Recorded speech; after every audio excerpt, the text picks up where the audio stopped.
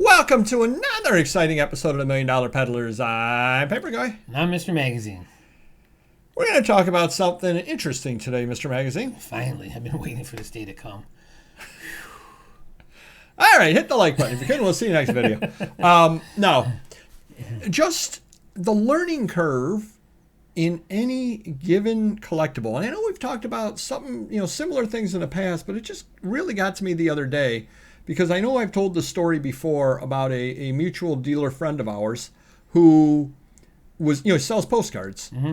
And in the postcard world, it's perfectly okay to write prices on the back, make notes on the back, put a dealer number on the back, whatever. Yeah. And, very lightly in pencil, and it doesn't really detract. And that probably is because postcards, often, you're going to find them used. So there's going to be writing on a lot of them anyway.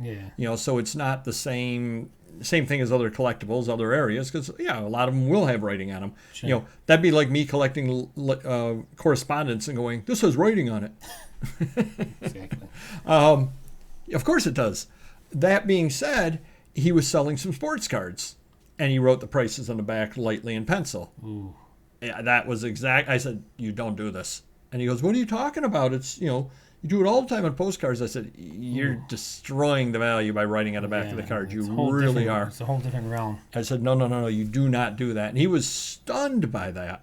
Wow. And it kind of got me thinking, just in general. You have to know nothing about cards if you're doing that. Really, absolutely nothing collectible-wise about cards. Right, which he didn't. He just had some older cards that he had picked up in some lot somewhere or other. And, he knew they were good, or he'd heard of the players or whatever, knew they were old cards. So he had written on them.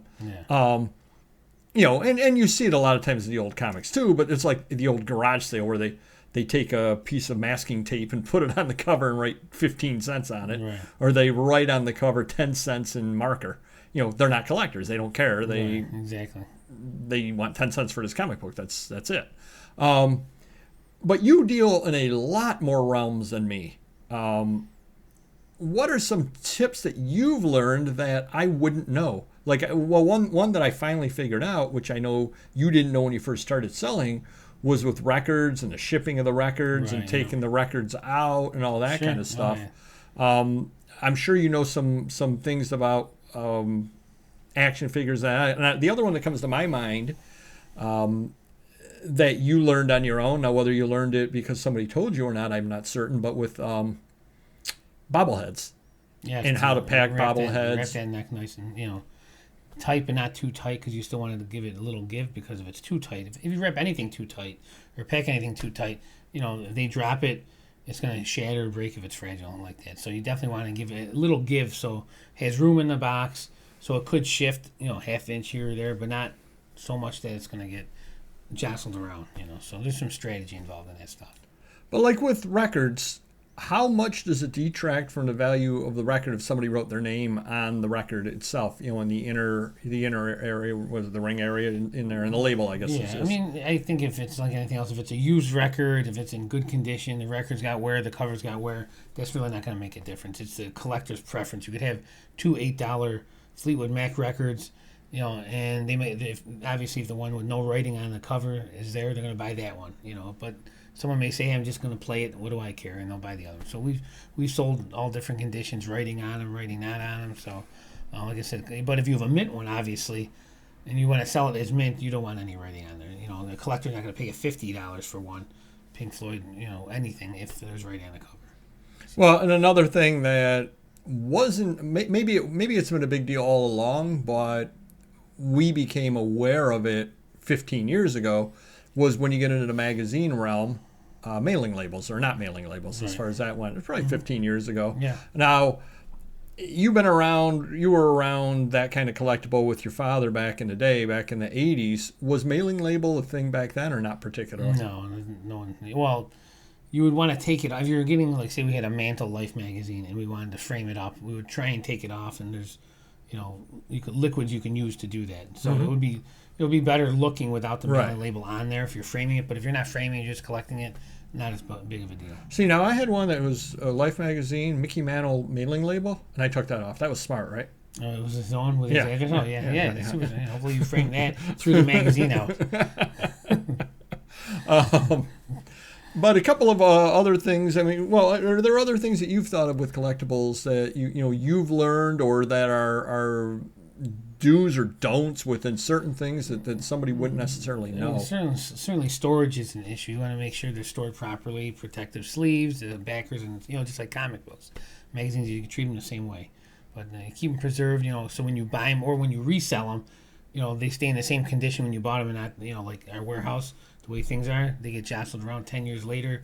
We can't afford to sleeve and bag everything and board everything, but you do the best you can when you're storing them. Well, another area that I'm thinking about that somebody who doesn't collect comic books probably wouldn't know, and it was not a big deal back in the day, are the direct versus the newsstand editions. Right, yeah. And then you get into things like the Canadian price variants and all that kind of stuff. Price variants were 20 years ago. People knew they were out there, but nobody cared. Canadian versions, all those different kind of things that you really got to get kind of deep into the collecting. But again, it's evolved. It was not something that, most people even knew about or cared about 15, 20 years ago. Yeah. And then all of a sudden, take the Star Wars #1 with the 35-cent cover. Right. Suddenly that's an insane priced item because of that. Yeah. Well, even getting comics signed, like the covers, no one really started doing it, heavily until CGC was grading them, because then you're going to sign them, you're going to get them authenticated, preserved on there. So that's something where, if you had a Star Wars comic from the 70s signed, it was a rare thing then. Where nowadays, these actors that have been in the movies recently, they'll sign a ton of them now because it's more, it's more of a popular field now, selling signed comics, Stan Lee on the cover and so forth. Well, another thing that's changed too, I believe, and maybe you're way more up on the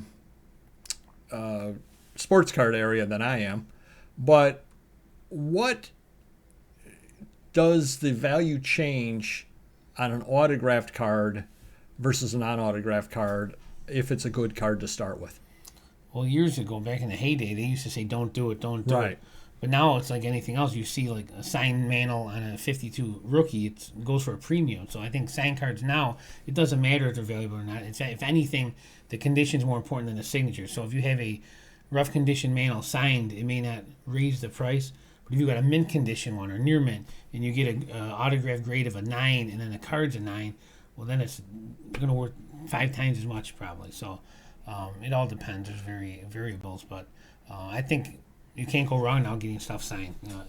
I think it helps it. If anything. See, and the reason I asked that is because I remember years ago it was either a Nolan Ryan or a Tom Seaver rookie. Yeah. And one of them, those two came to a show locally, and somebody had a rookie card signed. Yeah. And one of the dealers was going, "What were they doing? Oh my gosh, you don't do that." And it made no sense to me that would take the value down, because it's like, well, it's still a rookie card, but not only is it a rookie card, it's signed by him. Yeah, I think if it's in poor shape, it helps the card worth more. If it's middle of the road condition, it probably doesn't help it. But if it's high grade, it certainly does help it. So, and this is different now than it was years ago. Like, if I had a Mantle rookie, I would have never got it signed. But now signed ones go for crazy money. And I don't think people look to the future where, okay, Mantle was alive signing him 30 years ago. It wasn't a big deal. Well, now he's passed away, so he can't sign anymore. So that signed card is more desirable. Well, and that's kind of interesting you say that there, because what I've noticed going to a lot of different heritage auctions is people will have taken a good comic, say an Avengers #1, but low grade. I mean, beat up, and have had Stan Lee sign it. Sure. Oh, yeah. And then all of a sudden now with Stan's passing, those comics are going for pretty good money. Yeah. And it's brought and again, I don't know the value of an Avengers 1 in the grade, but say it's a $2,000 book. A $2,000 book's now a $3,000 book because it's got Stan Lee's signature on it. Yeah. And it didn't cost them $1,000 to sign it. Right. But that actually raises another interesting point that maybe a lot of you watching this could comment down below as well, is how has the market changed? As we were saying there, in the old days, you would not have gotten a premium card signed. That was not what you did. Yeah. Now, all of a sudden, you do.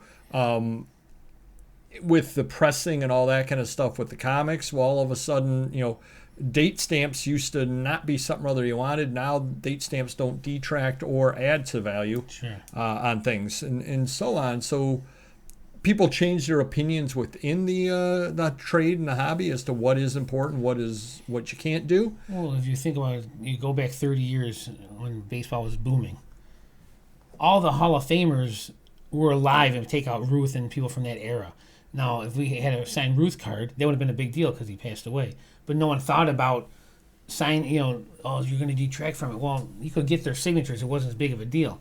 All the Hall of Famers, say 50 were alive. Now they've all passed on in the last 30 years. Now you can't get their signatures on these cards. So then it would be more desirable. Right. And I'm sure there were people back then trying to collect signed cards of all the Hall of Famers they could. Oh, yeah. Well, if I suddenly decided I wanted to collect that today, there's a limited number of them that I can get. And maybe a lot of these Hall of Famers have signed enough stuff back in the heyday that I could still find it. But if a random neighborhood kid decided he wanted to get into it in 15, 20 years, he might be priced out of that market. Oh, yeah. On that kind of stuff. I might still be able to find a lot of these, Harmon Killebrew signed card. Yeah, I can get one of those. I can get one of those. He may not be able to do that on some of the more difficult signatures or some of the better cards. Well, we were just talking about the Buffalo Bills players coming to do a signing at a local show. They're charging $40 to $70. So you're going to pay Dawson Knox $40 to sign a card that's worth $1? What's it worth? So you got to think about that, Or if say Josh Allen was there and he's charging $100, why would you spend $100 on Josh Allen signing a card? So it's different nowadays than it was years ago. They were $5, or they signed them for free, so you can get lots of cards signed. But today, forget about it. You got to get jerseys, bats, hats, football, and so forth. Well, so I guess if you're thinking ahead, I guess what you're doing is you're getting those cards signed because nobody else is doing it. See, Mr. Magazine. When we're doing these shows in 20 years, and I'm saying, I can't believe that what was I thinking? a 2023 Topps Josh Allen signed card just sold for Mr. Magazine. We go, why didn't I get that signed? Stupid me got the jerseys. I invested in 100 jerseys of Josh Allen. They're worth $5 now, but the cards are worth $1 million. So hopefully that helps you a little bit. Just a little bit of food for thought. If you could hit the like button, we would appreciate it, and we will see you next video. Take care. Bye-bye.